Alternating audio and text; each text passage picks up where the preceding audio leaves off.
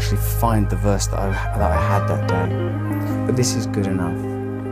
This is from Isaiah 12. The Joey Show. Morning, folks. Welcome to the Joey Show. I'm Joey Avery. We have a spectacular program for you today. We have some extreme right-on-right MAGA world drama. Now, if there's one thing longtime listeners to this show know, shout out to the 12, it's that I am, if nothing else, a messy little bitch who loves drama. It's what I like. It's what we do. Well, this week, folks, get me my fucking bib because we are eating good.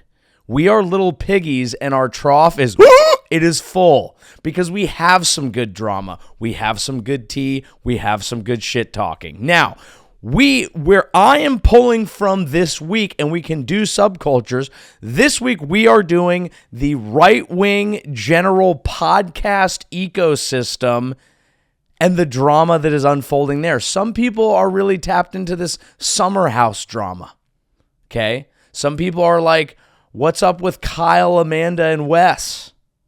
Other people are into this Alex Cooper, Alex Earl drama. What's going on with these girls? They're being catty. They're going at it with one another. Bitch, where's my tea? That's what you guys are doing, and that's fine, and that's good, and we stand for gossip, and we stand for tea. But right here, my reality show this week is right-wing MAGA podcast drama, and we have a lot of good stuff. We're going to get into the Trump assassination, everyone saying that it's staged, why we jumped to that conclusion, whether or not it's warranted. That'll be later in the show. If you're on YouTube, we have chapters. You can skip to it or whatever, but you don't want to miss this. You don't want to miss this. We've got Tucker versus PBD. We've got Milo Yiannopoulis versus Laura Loomer. We have Nick Fuentes versus everybody. We have Russell Brand versus the Bible. Okay, we have some good quality shit to cover, and we're going to get right into it. All right, so here we are. Let's start off here with Milo Yiannopoulos and Laura Loomer. Now, if you're not really deeply steeped in online politics, drama, and lore, you might not know who these people are. Milo has had an interesting career. Kind of popped onto the scene as like the gay conservative, and people were like, oh, he's very like intelligent the way that he talked, but then he would say unhinged shit, and he kind of figured out how to play the game, and then some stuff came out where I don't really want to get into all of it, but it just became this whole thing. There was a sexual scandal stuff that he said, and he kind of got cast out. So far out that he became Kanye's campaign manager. The man's had a career. Now, Laura Loomer is just kind of a creature. She looks like she crawled out of a swamp, and that swamp was Trump's asshole. She and Milo are going at it, and the reason that I decided to lead the show with this is because this is quality shit. This is grade A USDA Prime podcast beef. This is sitting in Buckingham Palace with the Earl Grey ass English tea. Watch how they fight. Watch how they fight, because this is how I want people in politics to fight. Not because it's good, not because it's good for the country, and not because I ever want to be involved with either of these people, but because this is what Daddy wants to watch. Take it away, Milo. Laura Loomer, who's the most insane person, and I was, there was good friends with Laura too. Well, no, I was not good friends with Laura. I was loose allies with Laura until I met her. And then when I met her properly and spent time with her, I realized she was absolutely fucking mental. Talk that shit, King. I distanced myself very quickly. Talk that shit. Well, I distanced myself because she used to force herself on young male volunteers, 20, 21-year-olds. Whoa. And she would go in the middle of the night, and I mean, some men will find this to be quite titulating. Although, yeah, this sounds kind of good. Including this guy. When you imagine sort of the face of the saw doll. Just sort of like you pull up the cover. Calling her ugly, he's not wrong. And there's the saw doll. I would like to play a game. It's less enticing.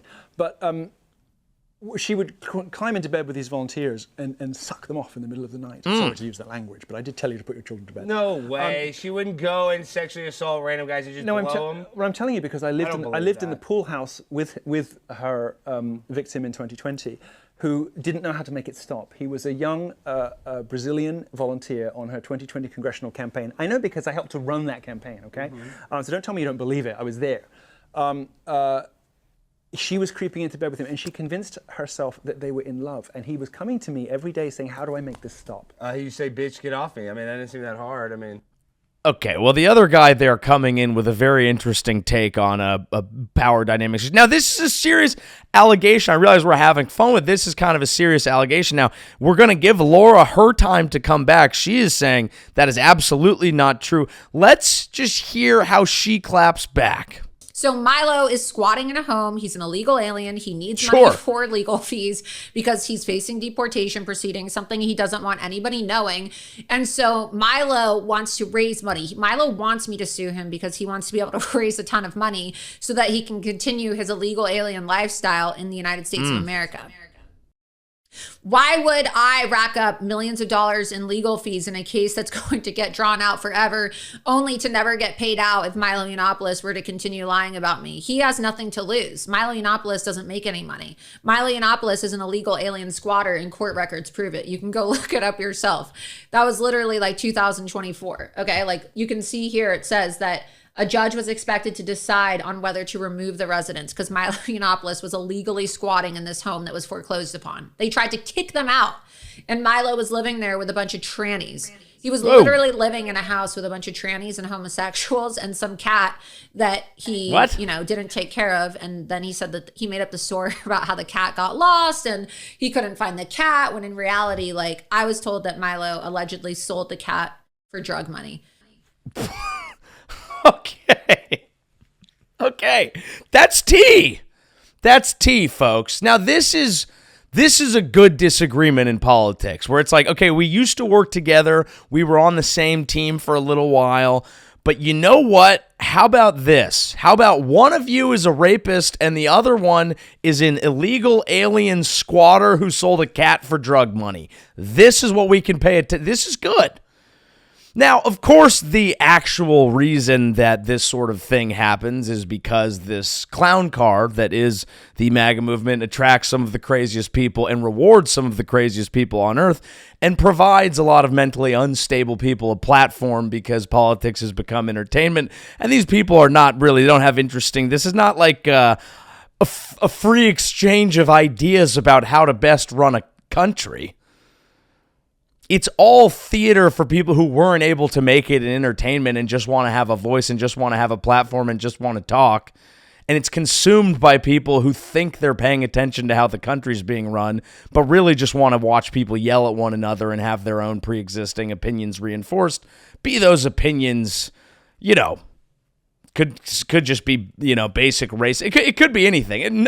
It's not really a conversation about anything real at this point. And that's at least fun.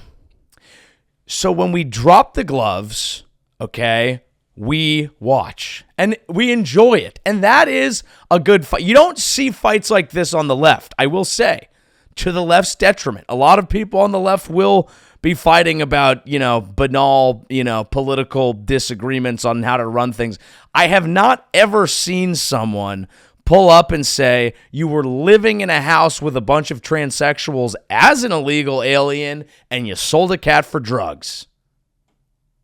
It's my favorite insult in the world. You sold a cat for drugs. How about that? Can we get more on this? I do want a little more information on how the cat was sold for drugs. Let's continue. So he lied to everybody and said that he lost his cat. And oh my God, my precious cat is gone. But the cat was like a pretty rare breed. And I was told that Milo, while he was squatting in this home, allegedly sold the cat. It's like cat's worth like over $1,000. It's like some kind of designer cat. He allegedly sold this cat to get money for his Percocet. Perks. I tried to be a good friend to Milo over the years, like before I disavowed him. And, he told me one time, I need money, please. I'm going to be homeless. And he wanted me to give him $1,000. So I gave him $1,000 and I let him sleep on my couch for a little while when I was living in Palm Beach. But Milo, right, he just had such a bad drug addiction. In Florida. And he would lock himself in his hotel room. He would lock himself in the room and he would just go on these benders and you wouldn't be able to get a hold of him. He would just order all this food, like Popeye's chicken. And literally there'd be mountains of garbage piled outside the room. One time there was so much garbage piled outside of one of his rooms, like in one place that he was staying, that there were maggots outside because he wasn't taking out the trash. And he was just doing so many drugs and drinking so heavily. And that was his lifestyle, right? So... Okay, all right. Well, there's your party of family values right there. That's what that's all about. I mean, just immaculate crash outs. Now, you can never really tell who's telling the truth, but there's probably a kernel of truth to all these things. And it's just, that's high-level shit right there. That's high, are these people okay? The answer is no. The answer is, of course, no. Back and forth it goes. I mean, I believe it was Milo was alleging that Laura Loomer, she sucked Corey Lewandowski's dick to get on a Trump plane so that she could spend more time with him, and people have said there could be something going on there. So, the important thing with all of this is at least they're having fun. It does seem like they're having some fun. You go on a little bit, you have a cat, and you know what? Fuck that cat. I want Percocets and Popeyes, and you follow your truth. And the self-actualization of all this is really beautiful. Now, this wasn't the only fight that's going on, because you also have Tucker Carlson versus PBD. We also have Erika Kirk versus Candace Owens. Now, before we keep going with clips, I think it's important to note why this is happening. Now, there's not really a cohesive ideology that underpins this entire movement. A lot of it was people who were able to come together and unite against Trump as essentially a middle finger against what was seen as the Democratic establishment and the deep state. They had a common enemy. So everyone could go, hey, we know Trump's an idiot and a narcissist, but he's going to do the important thing, which is drain the swamp. This is, of course, before he ended up just, basically becoming the most corrupt president in the history of the United States. You can look it up. It's a fact. It's data-backed. You have his fucking children getting Defense Department deals while he's executing a war. I mean, it's so in your face, it's almost boring to cover, which is shocking. But now he's in charge. And he's doing things that people don't like.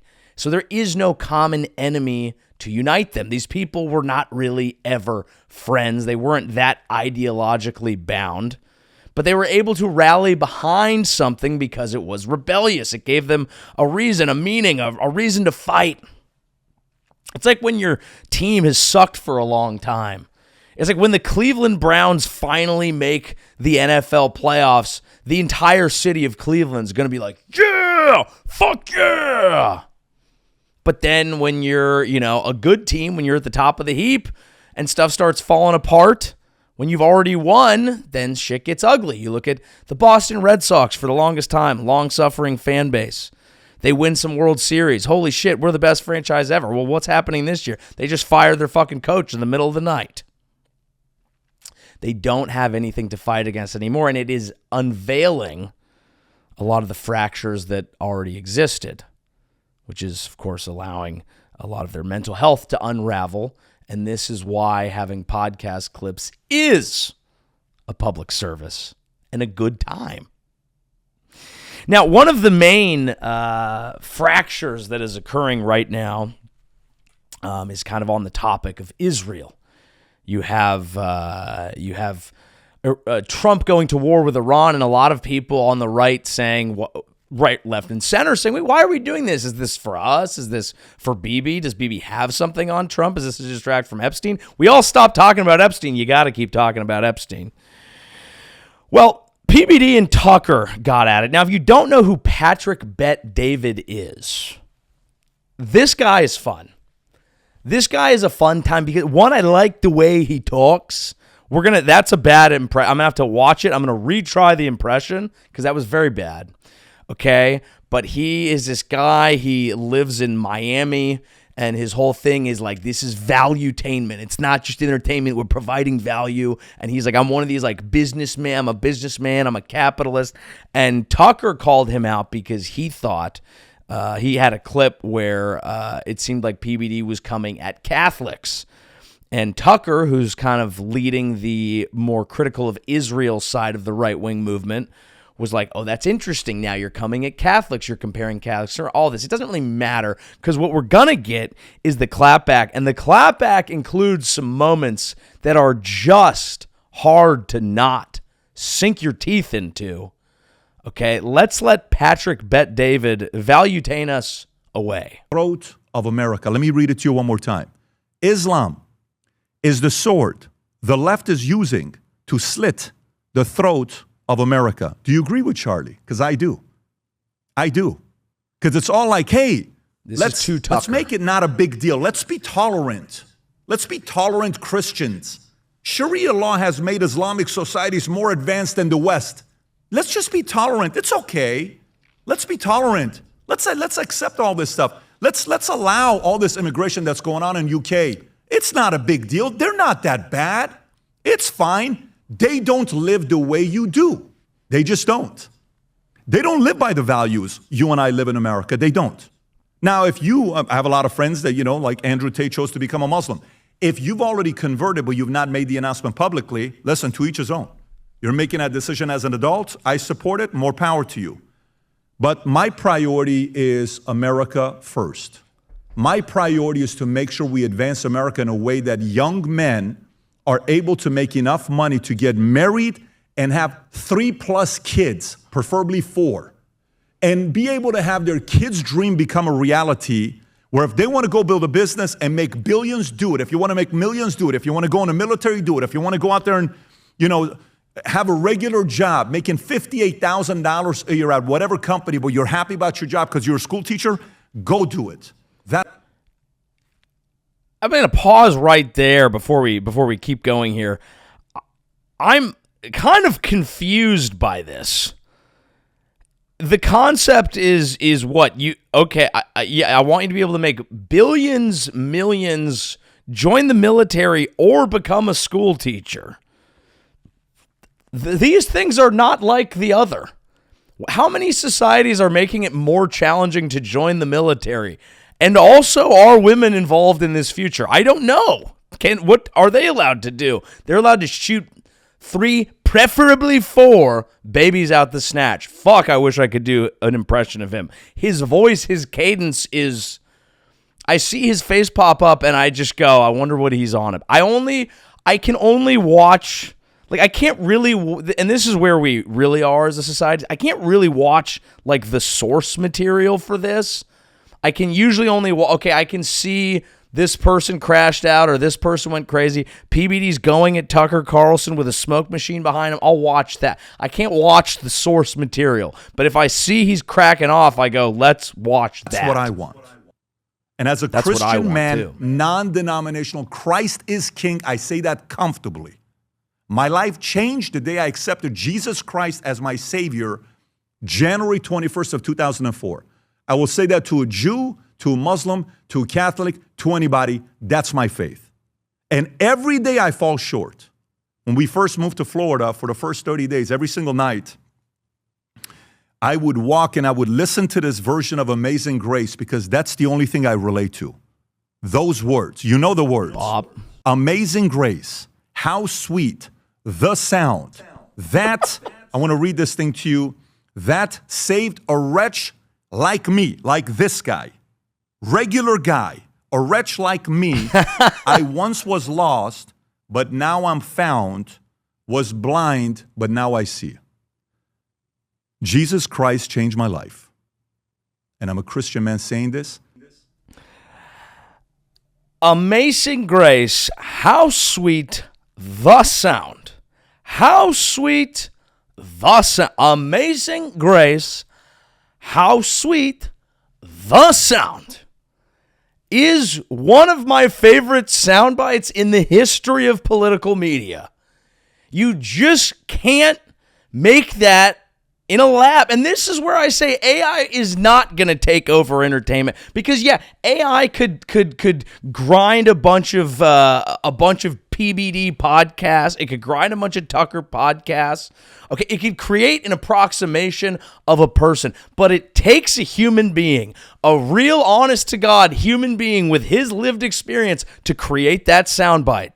And that is why podcasts exist. That cadence where you take one of the most basic songs of Christianity, which he's claiming, and I don't mean to say, I'm not going to allege that he's a liar, but the idea that bro had the Walkman in, had the AirPods in, and was just bumping Amazing Grace, and it was the only song he could listen to. And then he had to check his iPad to read it because he didn't actually know the words. But it was the only song he could listen to, and he wants to do it here. But then we enter podcast voice and we enter presenter voice. And so what you somehow get, you come out the other, and you couldn't put this into OpenAI and have it come out this end. What you get when you put it through the machine, that is PBD, that is ValueTainment, that is infighting in the right-wing media sphere. That this is the shit that I enjoy. This is my drama. This is my reality show. And when I get a soundbite of Amazing Grace, how sweet the sound, that makes me happy. That fires me up. That is a beautiful cadence. That is life and humanity in the year of our Lord 2026. That is YouTube rabbit hole shit, and it fires me up. How sweet the sound. Amazing Grace. Let's see if we can hit that one more time. Please, Patrick. A wretch like me, like this guy. That's my faith. And every day I fall short. When we first moved to Florida, for the first 30 days, every single night, I would walk and I would listen to this version of Amazing Grace, because that's the only thing I relate to. Those words, you know the words. Amazing Grace, how sweet the sound.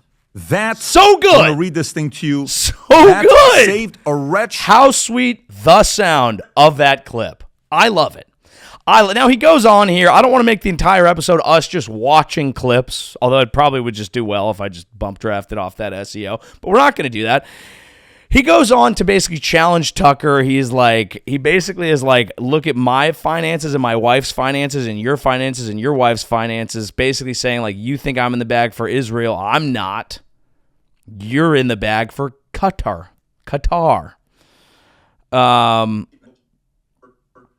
Let's actually watch I lied. Let's watch a little bit more. A business owner. Most people don't know what I do throughout the day. I run companies for a living.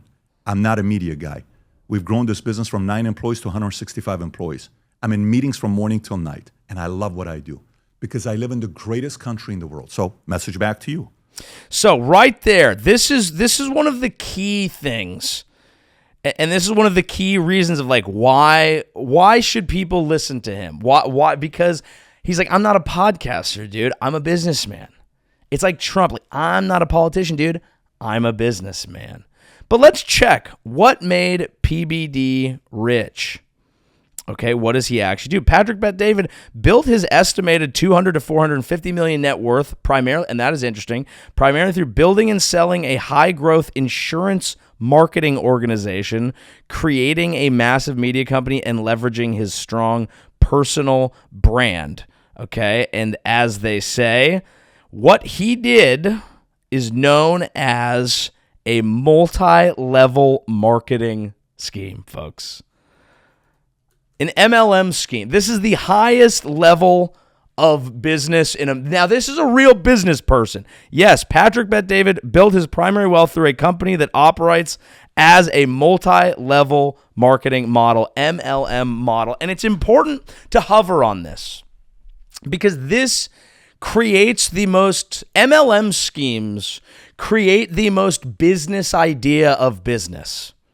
It's like business people LARPing it's so business, you have no idea how business it is. It's like if a fax machine was a person. It is business, dude. Because the entire part of an MLM scheme, it's like It's like when you take Tony Robbins and he's there to try to like use like psychology and biology to build you up and get you pumped. That's every leader of an MLM scheme, because they have to sell you on a dream. Because the dream is, if you work hard enough, you can become rich. And the only thing you have to do to be successful in a multi-level marketing scheme is become the cringiest possible version of yourself. And the cringier you are, the more you move up. And then you have people under you who are trying to be cringe too. And it's really, really cringe at the beginning because you're making posts and social media and all this really embarrassing cringe shit about grinding and how you're really empowered because you're really like building your own business. But actually, most of your business is going into that person's business, which is going into that person's business, which is going into that to that. So you actually kind of have to sell a large amount of people a lie that they can really make it and be individuals and awesome, when really you're just skimming off the top and making a bunch of other people do cringe, bizarre shit to try and make it because they actually believe. And the reason that an MLM scheme, I think, is an interesting thing to dive into for a character like this is because this is actually why he likes Trump, because that's how that party is trying to run the country. It's the same thing, dude. It's the idea of like, yeah, dude, just let corruption run rampant because you might be able to get a piece of it. Get in here. It is MLM. It's a fucking scheme, baby. Who's good at business? The Trump boys. They're great at it. So PBD, he is a businessman because he's the head of cringe at an MLM firm. Now, I'm going to pause here before we move on. We're going to do a little Erika, Kirk, and a little Candace, Owens. But before we do that, I actually have a great video here that, let's just say it's from that world. It's from the MLM world. This caught my eye. Nothing makes me happier than videos like this. Maxed out, listen up. We got a $1 million producer in the house. Give it up and put your hands together for Mr. Vengeance Warren. Let's go, baby. Vengeance. Congratulations, man. Thank you. $1 million in career production here with us on Maxed Out. Super proud of you. Always bringing the positive energy, firing up the team. Will you share with us a little bit, Vengeance, about your journey? Who you've become in this process? Vengeance Warren, folks. Share with us. Thank you so much, Max. So before I started here, I was actually working at Charlie's Cheesesteaks while I was in college. So my brother actually Sonic the Hedgehog hair, purple suit. Was going to be something for me. I absolutely loved it. Ended up coming into this opportunity. Crushed my first couple of milestones. The energy and the culture, I have never been in an environment where there's positivity just radiating through every single person that I've met, and because of that, it pushed me to be so much more of a man and of a business owner than I ever imagined that I could. There it is, dude. That is some multi-level shit right there. From Maxed Out, does not surprise me that this is taking place in Tampa. Does not surprise me that the leader here is a speaker, sales leader, entrepreneur, and coach. I help people maximize their potential. Leader of an insurance sales agency. Folks, I didn't even know, but this is what PBD's company is. It's this type of shit. Ridiculous summits, ridiculous people wearing tacky suits, pretending they're making money, pretending it's the American dream, and selling cringe to idiots. Have you ever wondered what it will feel like to step into your true power, to maximize your potential, to become the best version of yourself, to discover the truth, your truth? I'm curious and I'm interested. Who in this room right now wants to create more impact? Impact on the people that you love and care about. Impact to be able to provide a better life for your children than maybe you once had at a time growing up. Who in this room wants to have more freedom? Freedom of time, freedom to travel, freedom to live life on your own terms, to write your own story, to paint your own masterpiece. If you want more freedom in your lives, put your hands up. Let me hear you say yes. So it's decided. Who's up for a challenge? All this in the ballroom of an airport Marriott. I challenge you to focus today. All right, that's enough of that. That's enough of that. This world is endlessly fascinating to me, and Instagram knows that, and it will send me reels of people trying to start their entrepreneurial grind. And it's fascinating to me. Look, I look at it and it's cringe, and I do make fun of it because it is goofy. But really, it just is people who are lost and need something. And we all are. The world is a series of tiny little cults. We're talking a lot about the MAGA cult today, yes. But there are sales cults. You know, being a fan of a team is. Being a part of a religion often is. Being in a cult is. Now, we criticize America a lot here. That's just because I don't know as much about other countries. I'm sure I could go in on the corruption of the government of Bangladesh if I knew more about it. I'm sure there's cringe and there's people running those things that I would hate too. I just don't know them as well. I think it's important to add that perspective in so you understand I'm not just being negative. I'm just calling out embarrassing fucking shit and calling it that because people need to see that. People are lost. People feel like they don't have the opportunities that we used to have in this country. Oh, you'll just have a family and a community and buy a home. People aren't feeling that. People are feeling like I kind of want to move to Tampa and rent a Lambo. Maybe that because I saw that on my Instagram. Maybe I can do that. And then when they realize that they launched an OnlyFans that no one even subscribed to, all of a sudden you're sticking a cucumber up your pussy for $4 a month? I thought we'd be making more than that. I thought this idea, what he was just pitching you on freedom. I don't want to work for some company. I don't want to work for fucking Hewlett Packard and make printers. What is it, 2000? I want to be an independent person. I want to own my own business. I want to be, the world is possible. I watched Gary Vee videos. I watched Alex Hormozy videos. I want to build my own personal brand online. Maybe because whatever I'm into could be cool. Maybe I'll just unwrap Pokemon cards and get rich.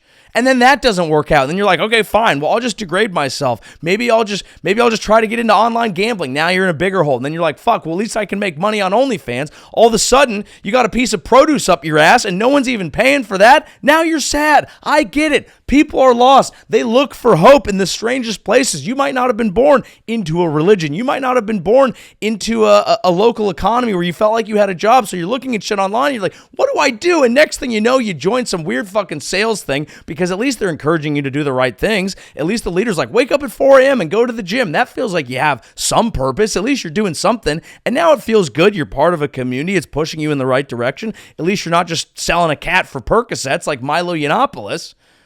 And you feel like you're kind of part of something, but then you're like, fuck, I'm not actually doing that well. And they're like, actually, you could be. You just got to hire some people underneath you. Next thing you know, you're in a weird cult surrounded by weird people who say weird things. Everybody's fake. There's a guy named Vengeance Warren wearing a purple fucking suit with spiky fucking hair. And you're like, how the fuck did I end up here? And you realize that all your money's rolling up to Patrick Bet-David, who's talking about amazing, great, how sweet the sound. And you're like, what happened here? I thought we were going to make America great again. Well, you didn't. And the thing is, with all this, we can understand it. And I think it's important to have empathy for people who are lost and people who are looking for something. Not everyone, not all who wander are lost. Okay, and not everyone knows what they're doing. And sometimes very successful people go through periods of time where they're very lost. And so I can understand kind of the economic or cultural despair that might lead somebody into joining one of these cringe multi-level marketing sales groups. But at the same time, it's really important to tell people when they're being a fucking dork or a loser. Sorry, vengeance. So let's keep moving on with more of our right-wing civil war here. Erika, Kirk, and Candace Owens have been going at it. A moment here, Erika Kirk has an uncanny ability to just shatter the internet with everything that she does at all times. And she took to the internet to address some of that head on. And I give her credit for doing that. I think regardless of what you think about her, whatever situation she's in, it has to be a lot. But she just trots out this outfit and this intensity, and she got people's attention. Every morning I wake up to a new headline lying about me. I have comedians dressing up in whiteface. I have people saying I'm not fit to be CEO. And I have Candace Owens claiming I murdered my husband. And the list goes on and on and on.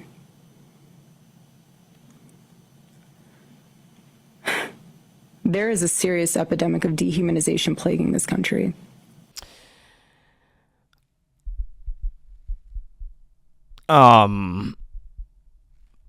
Fair points.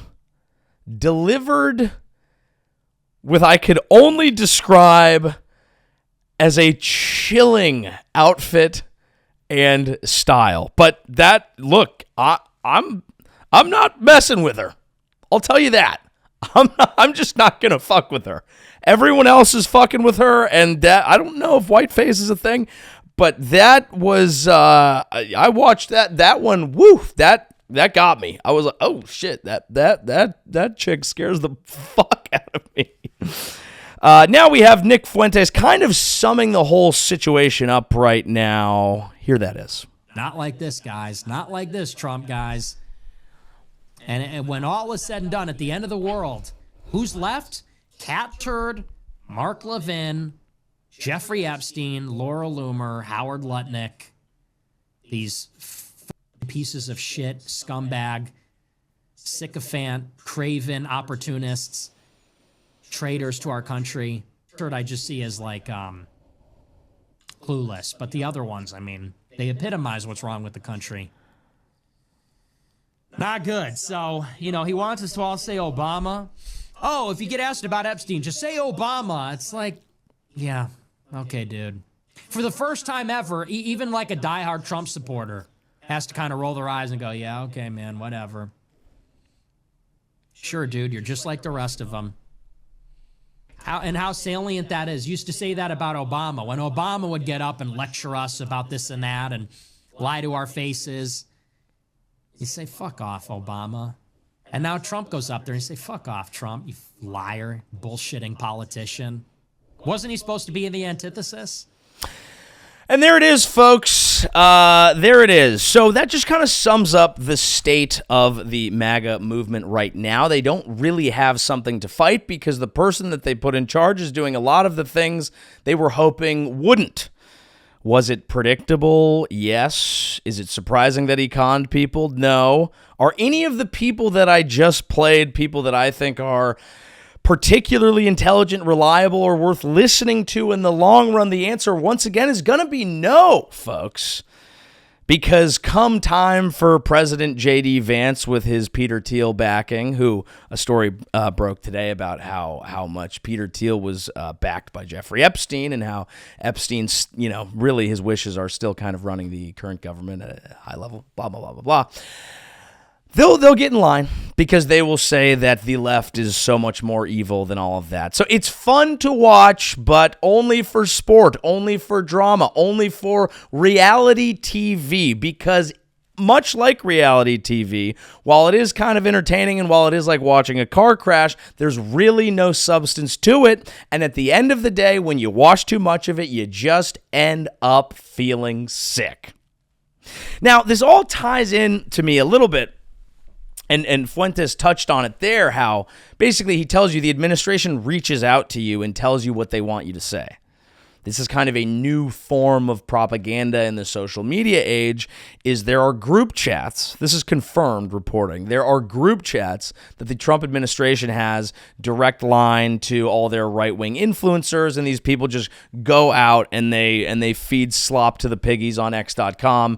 And so right after the alleged assassin at the White House Correspondents Dinner, Cole Allen, tried to make something happen, and mayhem ensued.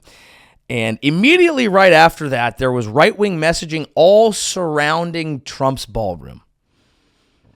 I'll throw up a tweet here that shows, someone took a screenshot of how within minutes of this happening, a bunch of right-wing influencers, and this isn't even comprehensive, all started tweeting about the ballroom. Katie Miller, build the ballroom. Jack Posobiec, thank God President Trump is building a ballroom. Brooks, this is why President Trump needs to build the ballroom. I mean, we could keep going. Wall Street Mav, we need the White House ballroom. Cernovich, whole thing about the ballroom. Giuliani, about the ballroom. I mean, we don't, you get the point. Libs of TikTok, this is why we need Trump's ballroom. Ballroom. End wokeness. Laura Loomer. All these people, Meghan McCain, they are in group chats, and the administration tells them what to tweet and then pays attention to see who's actually doing it and then rewards favors and access and things based on who's actually participating. So you can get out your party line, and all these people who follow these people, like, this is how I keep in touch with what's going on, are literally just consuming low-level tweet propaganda. And immediately, the first thing you would think after someone tried to kill the president, this used to actually be something in the country that we took seriously, that wasn't just like, yeah, all right. The fact that everybody just starts bitching about the ballroom immediately struck people as odd. This assassination happened, and immediately everyone's first reaction was like, this is staged. It's interesting. This is like how whenever Democrats were in power, something like this would happen. It was never as bad as it is now, but something would happen and no one quite believes it. Everyone believes this is staged, this is propaganda, blah, blah, blah. And now the left, everyone has the same brain now. We all have conspiracy brain. And it's not just because of brain rot from being chronically online, although that certainly is something to do with it. It's because we've seen so much shit at this point, it's like it almost makes more sense that it would be. Now, I'm going to give you the case for why people think that it was staged. This gentleman, Cole Allen, is of the left, said he wanted to take Trump out. Oddly thinks Hassan Piker is too radical. But there's a weird account that apparently he worked with. Like, I kind of barely know the conspiracy stuff, so I'm gonna throw you a little bit of what all of it is, and then we're gonna wrap it all up. But we're not gonna do a deep dive on every conspiracy because it would take forever. But the conspiracy angles are basically, one, Trump cares the most. And this is a fact. He cares the most about this ballroom, more than anything else. Like, literally, he feels like Iran is distracting from the ballroom. He's old. He wants the ballroom. Okay, he really wants the ballroom. Lindsey Graham is out there shilling for the ballroom. They made this whole thing about the ballroom. He really wants it, and this was his excuse to get it. It is the first White House Correspondents Dinner he ever attended as president, and his Secret Service opted for the lower level security package, lower than other events they've thrown, when all those members, like the direct line of succession to presidency, Trump, Vance, most of the cabinet, all there. So why would you do that? Unless you wanted, you knew something. Like, he's in the middle of a war with Iran. He's already a hated president. He's as hated as he's ever been. Why would you select the lowest level of security and then immediately when something happens, pivot straight to ballroom? It's odd. Also, for some reason, this Cole Allen fellow, I guess he was a teacher. He went to Caltech, and he had something with NASA, and someone that also apparently worked with NASA around that time has one tweet from several years ago that just says Cole Allen, and the profile picture on the tweet is a Pepe the Frog meme in a tuxedo holding a wine glass, which people think is alleging to. So it's all this crazy shit, all this going on while, as people look back at the Butler assassination, there have been a lot of people saying this doesn't make sense. The Butler assassination doesn't make any sense. Jack Kent, as he left the White House, said he wasn't allowed at the FBI to look into it. They told him he wasn't allowed to dig deeper. That doesn't make a lot of sense. It also doesn't make a lot of sense that Trump, the pettiest person on planet Earth, who still brings up things, like if you wrote an article about him, if you said one mean thing about him, the guy still hates fucking Rosie O'Donnell from way back, who knows? If you've ever wronged him, if you beat the guy in a game of fucking Jenga, you're on his hit list.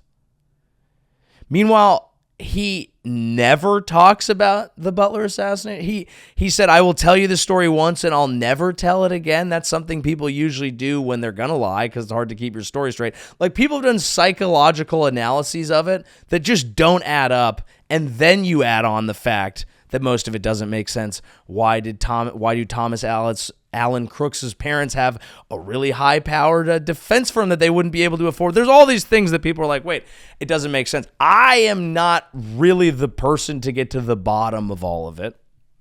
I'm just saying it's interesting. It's worth looking into. But whether or not it's true, because at the end of the day with these things, you do have to ask, is the entire Secret Service really on it? How many people would have to be in on it? How many people are capable of being in on it? Like, even when things are like, hey, that doesn't make sense, you do have to ask how they'd actually pull it off. And, I can't say for sure. What I'm interested in is why we all immediately think it. And really, I think a lot of it is because we have been given Trump brain. This is how he always reacted to things. Obama's a fucking Kenyan. He is not born in the U.S., dude. Check the fucking passport. And his wife is a man, Big Mike. This is how people have been thinking. It's affected everybody. So now, in a world where everything seems like theater and the stuff that is horrible is mixed in with the stuff that feels fake, is mixed in with the stuff that is ridiculous, is mixed in with the stuff that is hilarious, it's hard for people to think that anything isn't fucking fake because everything feels fake. Everything Trump does feels fake. It doesn't even feel like his heart is in this fucking war. It doesn't even feel like he gives a shit about what's actually happening in Iran. And every time he tries to fix it, he basically just goes on and lies about the negotiation. The entire thing is all done for theater. It's all done for his benefit. It's all done for the things that he cares about. Pete Hegseth is not actually beholden to Congress. He's not actually beholden to the American people. He goes on TV just to impress the president. The entire thing is a piece of theater. So why would one more thing not make sense when it actually is justifying the one thing he actually cares about, which, as ridiculous as the whole thing is a fucking ballroom? I can see why, rightly or wrongly, people are losing their minds. And the crazy thing about all that is that we don't even really fucking care about it now that it's been 6 days, or 5 days, or 3 days, or who the fuck really knows. So that's where we're at, folks. Exciting times. Exciting times. It leads me to, I saw a clip that actually caught my attention, and I think it kind of explains the point. And this, I believe that the comedian in this clip on a podcast is like 21, much younger, from a different generation, and kind of speaks to this generation where everything seems so cooked that people don't really care. And it's a word and it's a phrase, and I think it kind of sums up what I've been talking about.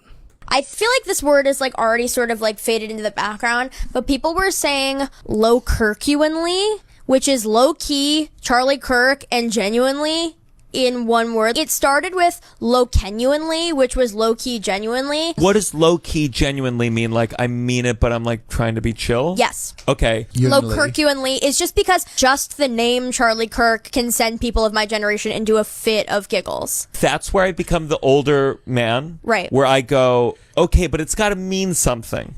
Right, like, but the thing I'm is, down it for any reinvention of language, but if it doesn't mean anything, then you might as go boobity boppity. But the thing is, what it does mean is it speaks to like a larger thing of our generational like malaise and frustration at how we are literally powerless and led astray. So then, what do we get to the death of language, and we all just go around going kirkaloopadoo? You never heard of Dadaism? Yeah, I don't want to live it. You don't want to live it, but we are.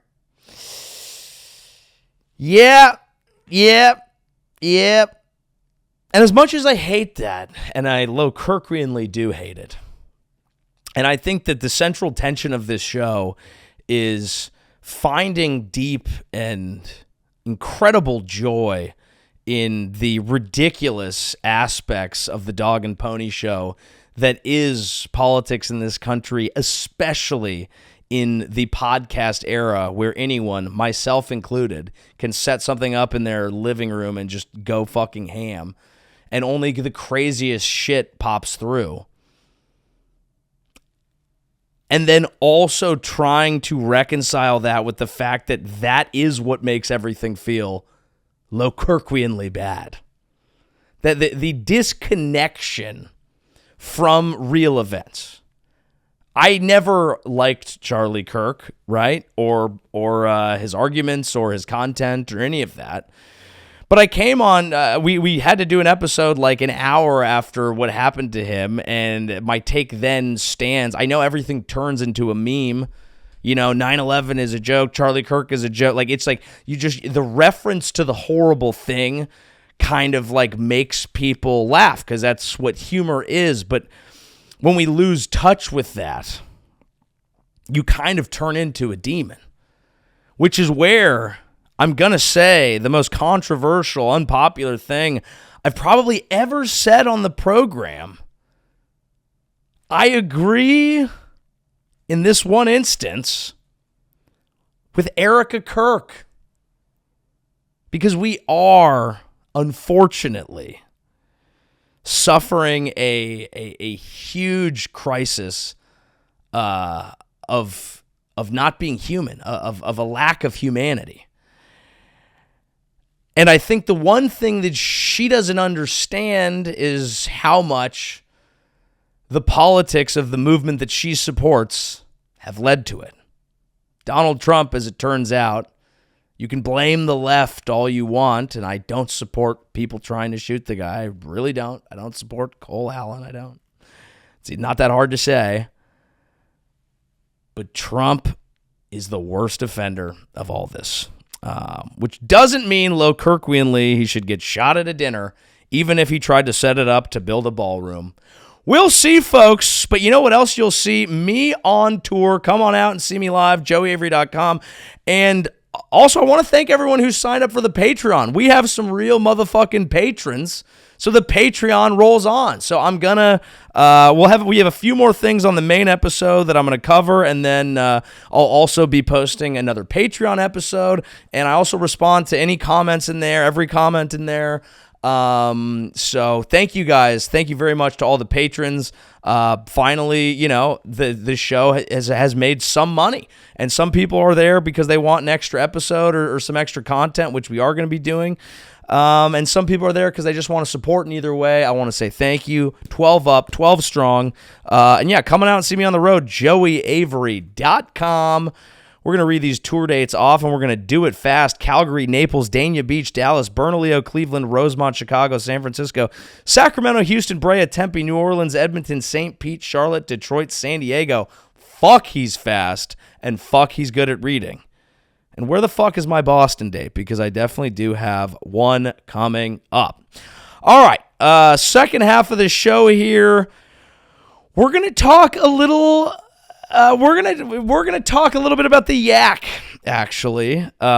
This is really fucking funny. So I go on the artist formerly known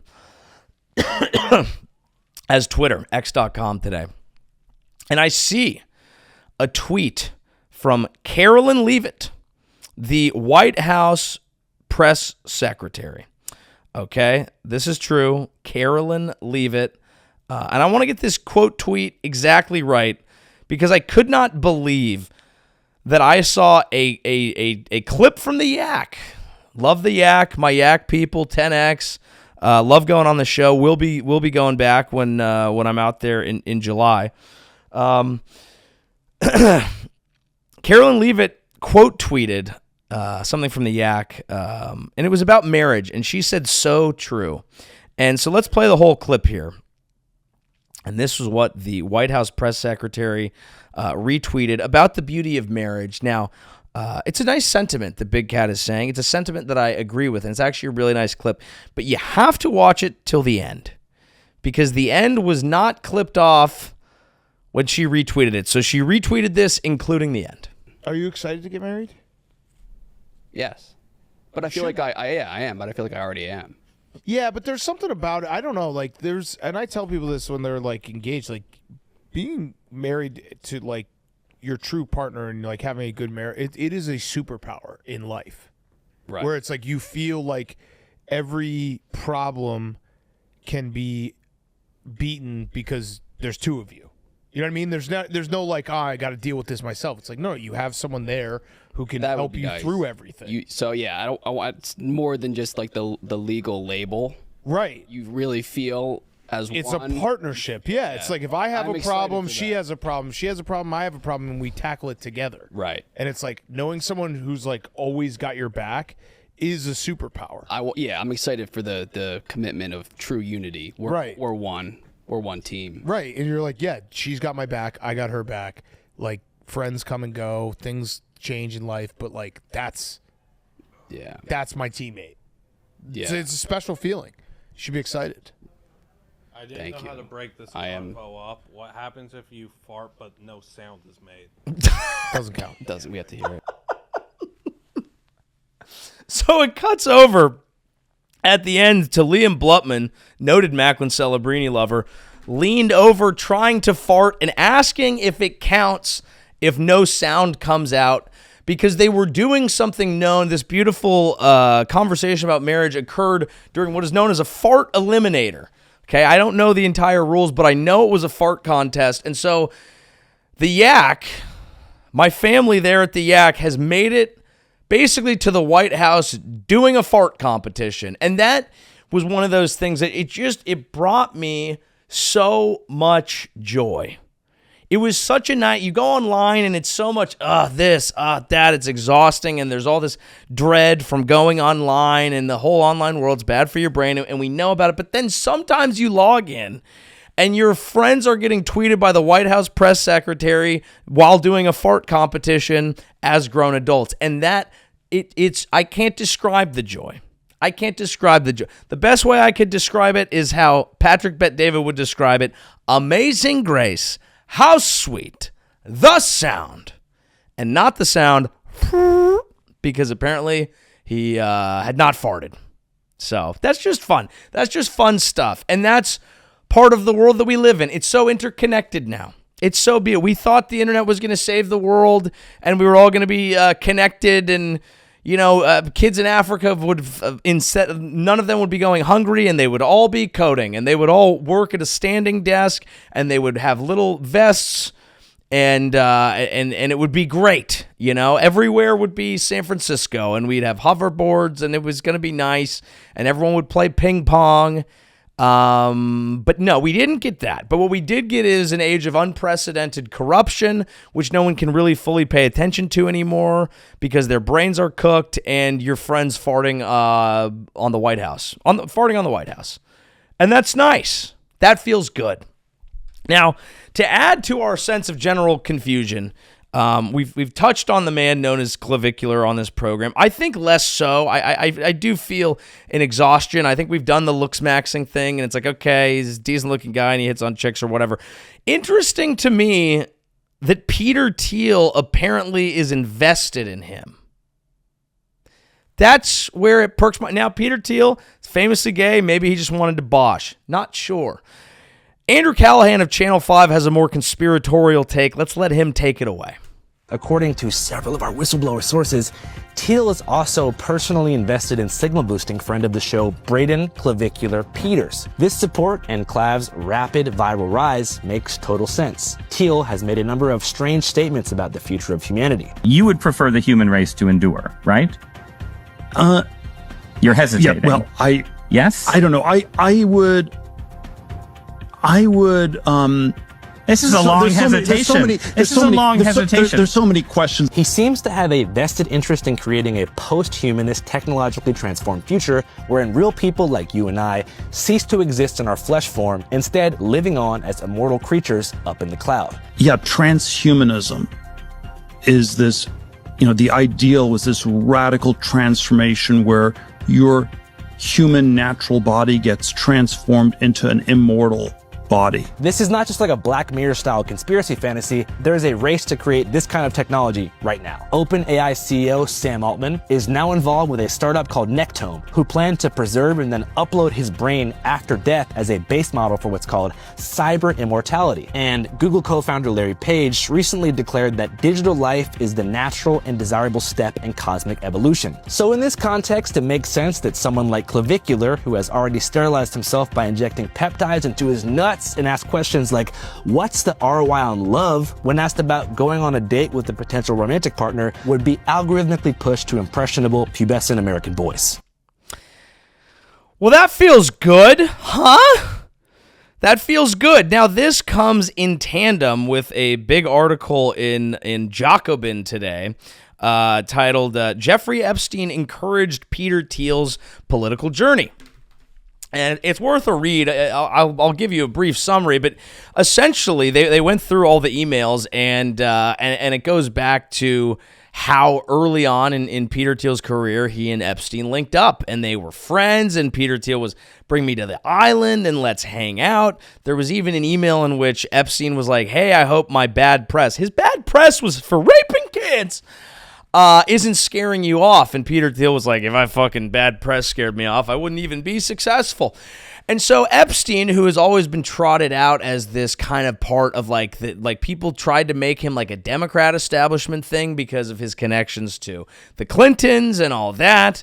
And then it turns out that he was really helping back Peter Thiel and encouraging Peter Thiel as Peter Thiel was moving in through Trump world and giving him advice on how to stay around Donald Trump, advising things to Peter Thiel like Trump is very vindictive, and if he senses that someone else is being the smartest person in the room, or if that just comes out naturally, basically you're fucked. You're not allowed to be smarter than him. You're not allowed to criticize him. All the things that are getting our country into worse and worse trouble as we tiptoe around the incredibly fragile eagle of an aging boomer male. But the interesting thing is that Peter Thiel, a huge part of his project, has been backing J.D. Vance. So J.D. Vance is kind of this conduit for the tech billionaire oligarch world to infiltrate the right side of the aisle, as much people said that they were on the left. But the right side is honestly better on corporate taxes. It's better on no regulation, letting AI do whatever they want, letting them follow all their crazy, potentially anti-human ideas. So Peter Thiel is potentially behind pushing this crazy looks-maxing kid that is kind of anti-sex, kind of just like next level, nothing matters, empty nihilism, and pushing that to the younger generation while infiltrating the entire group that's running the country, while also being behind Palantir that's surveilling the country. And Andy's a okay. I had to get one in because it's just kind of fun. I guess I would just say this. I would say, and I haven't met him yet, and this isn't an award that I've worked on a ton, and I don't mean to be disrespectful. I think he wins my award for least favorite gay guy. I think so, and I don't really. There's really not even like a close second. It's a much more competition for favorite gay guy. There's a lot of gay guys I quite enjoy. I think they're very entertaining. I like hanging out with them. Very fun. Peter Thiel probably. I'm going to actually say it right now. He wins the first Joey Show award for least favorite gay guy. Now, I am going to go through and do these for every type of person, race, gender, sexual orientation. We will have a least favorite of every kind of person, and that's a Joey Show promise. But we're going to start right now with least favorite gay guy, and that is Peter Thiel. And that's what you get. And that's what you get for trying to ruin basically all the things that I love about humanity while also potentially destroying the country. And I could be wrong, and we could also have him on here. Some people are like, oh, he's the Antichrist. He calls Greta Thunberg the Antichrist. Strong words for a Swedish chick. But he's my least favorite gay guy. And that's how we fight the power here. and it's brave, and it's dangerous, and someone had to do it. And that someone is me. And Peter Thiel is welcome to come on here and defend his honor. As with anyone who I make my least favorite of your identity group, you're always welcome on the show to come defend yourself, and I'm open to changing my mind. But for right now, due to your long-running relationship with Jeffrey Epstein, a lot of conversations around how the collapse of the global economy would be good for you guys, your desire to set up your own financial system, your co-opting of an already malicious movement to push things that are fundamentally anti-human but part of your own projects, while looking the other way on sex offenders and also funding people who are, frankly, a bad example to the youth. For all of those things, you've been sentenced to being my least favorite gay person. And how about that, cunt? How about that? How about that? So we start a little, we started by indulging in messy MAGA world drama, but as a messy little bitch who loves drama, I'm starting my own, and it's a public fight, and it's on site. I say to someone with security who I would never lay a hands on, because I would get shot, probably. Probably I would get shot, but at least I'm being brave here, and not enough people listen to this show for me to get into trouble. So let's kick over to Patreon. I'll let you know. So on Patreon, we're gonna talk a little Klay Thompson and Meg the Stallion. We're gonna Trump rebranding ICE to NICE. I found a video from the Indian Navy that just brings me great joy that we're gonna watch over there, and we have an update on our friend Mark Moran, the very odd moving politician guy. So all that's gonna be happening on Patreon. And I'm going to do one final personal note here before going over there, and this is just, the show is a lot of politics, but we do personal ones too, and people who've been listening for a long time know we did an episode after losing my dad, and that was end of summer, but over the weekend it was his first birthday, and I did not realize how fucking much that would hit. So this is just for people going through grief, which is either you now or you in the future or you in the past, but it's you, because that's part of life, and it's my least favorite part of life because I love my friends and I hate when they leave. But I did not realize how much the first birthday without someone just absolutely clocks you. And I got a text from someone who's, been through a lot and kind of let me know that was going to happen, and they were not wrong. And it was, I was trying to work on stuff because I always feel like I carry a constant sense of guilt that is helpful, where I feel like if I haven't been working the right amount or eating the right thing or working out, that I am failing. And I realize that in some way that's maybe like a potentially negative motivator, but it usually leads me at the beginning of my day to be like, fuck, but then at the end of my day to be like, all right, we did it, and then I can chill and I'm happy because I've done my things or whatever. But the point is that I was having a day where I was like, God, I just couldn't get anything done. It was making me feel worse and worse and worse, and just one of those days where I'm like, I knew I needed to work on stuff, but I kept putting it off, and then I would like go on Instagram, and that would make me feel worse and blah, blah, blah, and blah, blah, blah. And then I was like, maybe I'm tired. And I just laid down to nap. And then it was like, I lied down. And I was like, God, I can't sleep. And I was like, oh, fuck, I think I'm sad. And then I cried a lot, and then used that to motivate me to do some stuff for him that I'd been maybe putting off because it was too painful. But we made this montage video for his celebration of life, and I filmed all the speeches, and I'd been meaning to collect all the emails because I'd set the group up, and I'd been meaning to send it out, but it was kind of hard. And then after I'd gotten through, my emotions, it was like, I get to spend the day working on stuff for him, and that felt good. But it was just one of those things where it's like, man, sometimes you,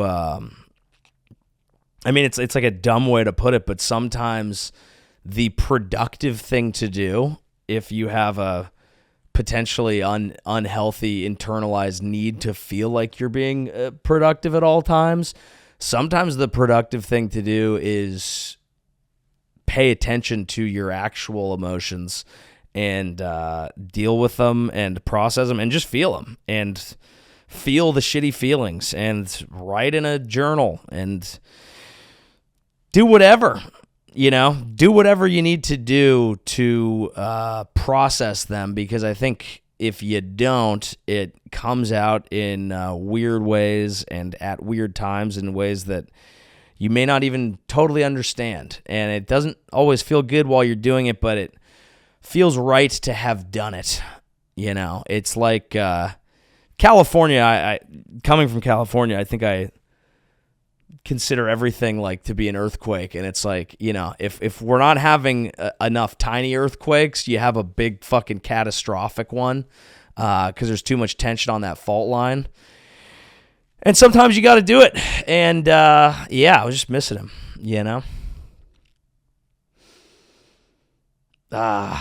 yeah. Sometimes you're just going to miss your dad. Or whoever, and the birthday is a good time to celebrate them and, reflect on things and just be sad if you're sad, and that's okay. So if you're in a situation where you need to do that, do it, because if you don't, to tie the episode up in a bow, if you don't do that, then you're probably going to end up having weird crash outs on the internet, and then I'm going to have to cover you for entertainment on this show. That's been your show for this week. If you want more show, we'll be over on the Patreon. The link for that is in the comments. It's in the description on Spotify and Apple. It's in the description on YouTube. It'll also be in the comments on YouTube. But if you just go to patreon.com/Joey Avery, you will find it.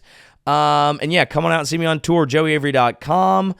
Thank you very much for listening. We'll see you next week. Good night. Thank God I have a podcast.